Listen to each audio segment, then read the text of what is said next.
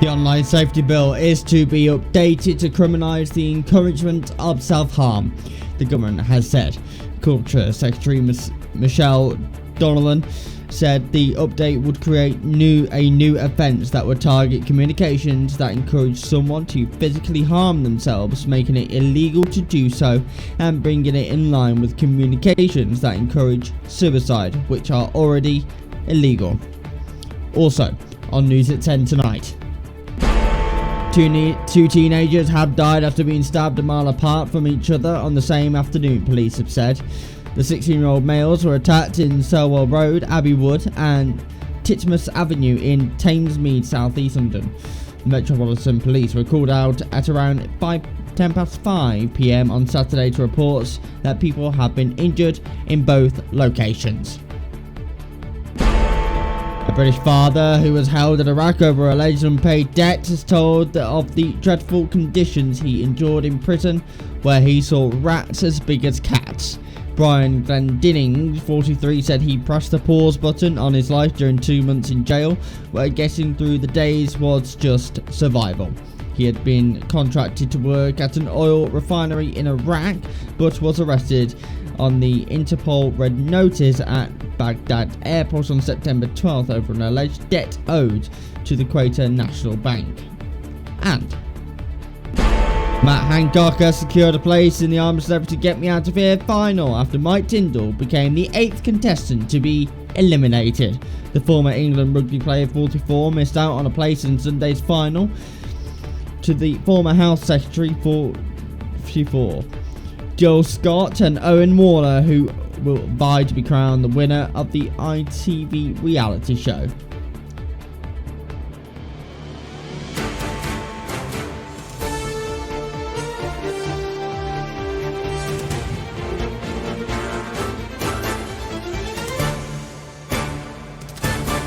This is STV News with Tom Bradby. Good evening. The online safety bill is to be updated to criminalise the encouragement of self-harm, the government has said. Culture Secretary Michelle Donnellan said the update would create a new offence that would target communications that encourage someone to physically harm themselves, making it illegal to do so and bringing it in line with communications that encourage suicide. The Department for Digital, Culture, Media and Sport said the changes to the online safety bill had been influenced by the case of Molly Russell, the 14-year-old who ended her own life in November 2017 after viewing social media content that linked to depression, self-harm and suicide. I am determined to abhorrent trolls encouraging the young and vulnerable to self-harm are brought to justice, Ms. Donnellan said. So I am strengthening our online safety laws to make sure these vile acts are stamped out and the perpetrators face jail time. Social media firms can no longer remain silent by standards either, and they'll face fines for allowing this abusive and destructive behaviour to continue on their platforms under our laws. The online safety bill is due to return to Parliament early in December after a number of delays and after a latest round of updates. The self-harm measure would be included in amendments to the bill, but Ms. Donnellan's department could not say when they would be tabled. Earlier this week, the government announced other new offences being added to the bill that would crack down on sharing intimate images without consent. With the introduction of the updates around encouraging self-harm, social media platforms would be required to remove such content, and any person found to have sent such communications will face prosecution. The government said that more details around maximum penalty for the offence would be published in due course. Deputy Prime Minister and Justice Secretary Dominic Raab said lives and families have been devastated by those who encourage vulnerable internet users to self-harm. Our changes will ensure the full force of law applies to those callous and reckless individuals who try to manipulate the vulnerable online in this way. Two teenagers have died after being stabbed a mile apart from each other on the same afternoon, police have said. The 16-year-old males were attacked in Sewell Road, Abbey Wood and Titmus Avenue in Thamesmead. to South East London. The Metropolitan Police were called out at around 10 past 5 p.m. on Saturday to report that people had been injured at both locations. Both youths were pronounced dead and a murder investigation has been launched. Given the proximity in time and distance of the incidents, officers are trying to establish any link between the two deaths, police said. Crime scenes are in place at both locations.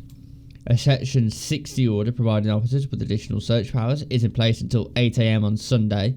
Police are urging anyone with information to contact them by calling 101 and give the reference 4943/26NOV. Information can also be provided anonymously to Crime Stoppers on 0800 555 111. The two boys next of kin will be provided with support by specialist officers. Still to come on News at 10 tonight. We have the very latest on a British father who was held in Iraq over an alleged unpaid debt has told the dreadful conditions he endured in prison. Matt Hancock has secured a place in the I'm So To Get Me Out of Here final after Mike Tyndall became the 8th contestant to be eliminated. We'll have them stories right after this very short break. Don't go away.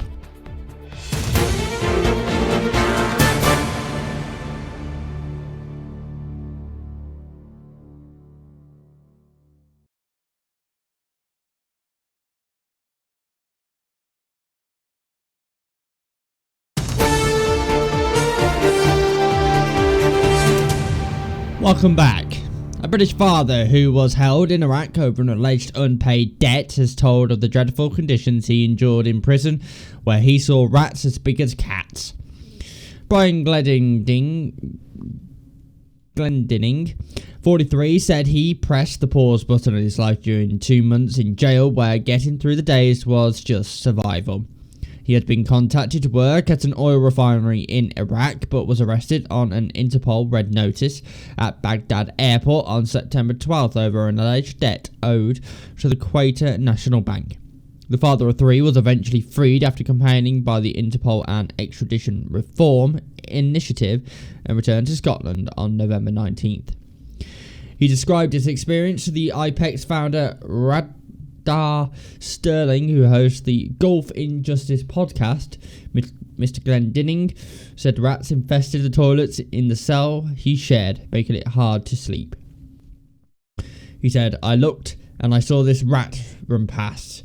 This thing was the size of a cat. They came out the toilet, it was just a hole in the floor. If you've seen Train Spotting and the toilet scene in that, it was 10 times worse. It was just rats everywhere. For 4 nights I watched these rats all night and never slept." While he eventually managed to sleep after realising the rats did not leave the toilet area, he said he had to endure constant noise and no hot water during his time in prison. He said the mental torture every day, it was the noise, rabble and voices, a fan. There was a generator right outside the window, the fumes coming from the generator. Sore head. Mr. Glendinning said he saw police hitting other prisoners and that while he was not hit himself, the guards were heavily handed, with him pushing him as he walked along. He said that he initially feared he would be extradited to Kuwait and would have to spend 2 years in jail.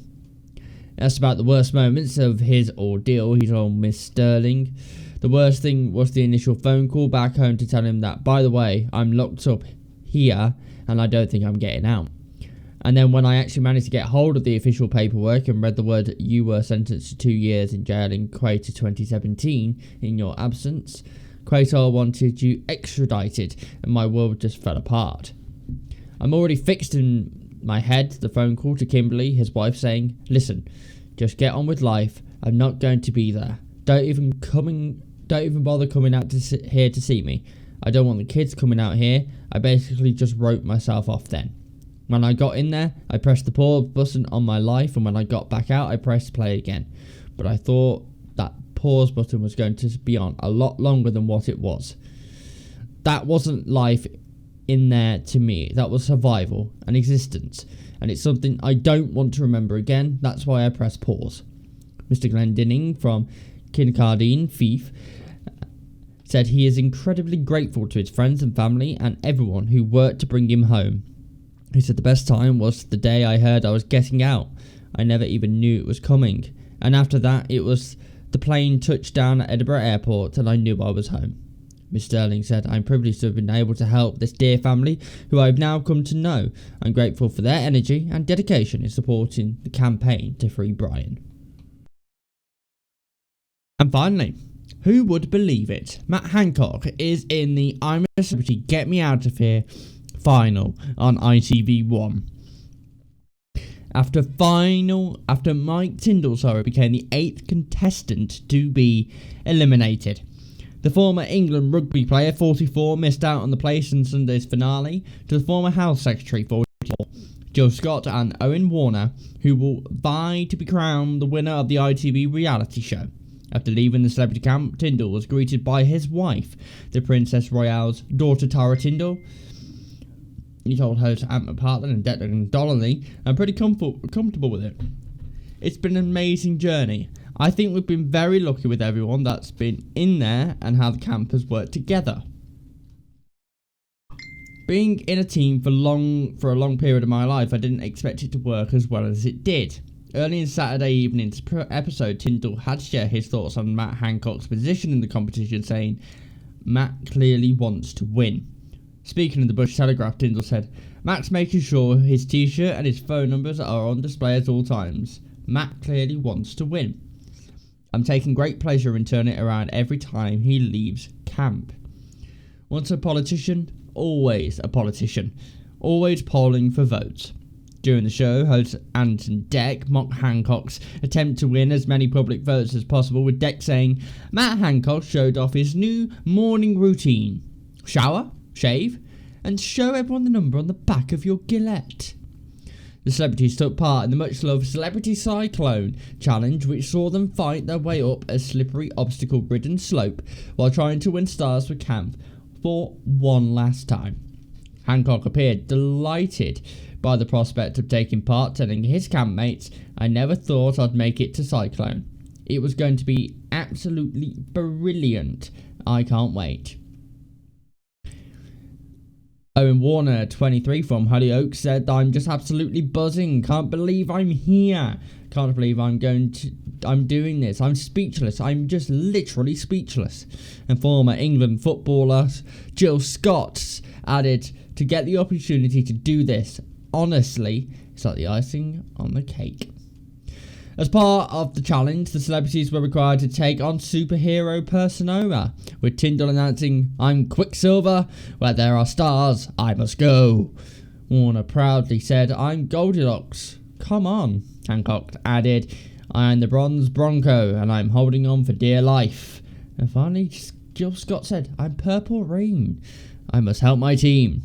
Speaking to Anton Deck, Hancock said, this is the one trial you look forward to. After facing the challenge and being rugby tackled by Tyndall in the process, Hancock said, I just thought, walk straight up the middle.